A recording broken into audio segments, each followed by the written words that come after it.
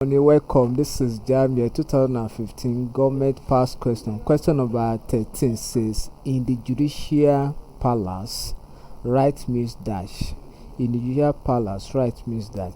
Now, when we talk of judicial palace simply means the ability of the highest court of the land. Then, so right means restriction or restrain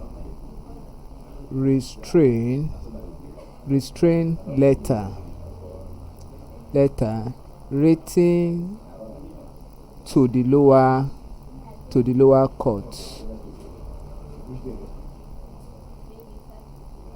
or we can say restrain order written to the lower court. Option A say restraining order, B say prohibitive order, C say acquisiting order, D say sentencing order. Sentencing order means to imprison to death.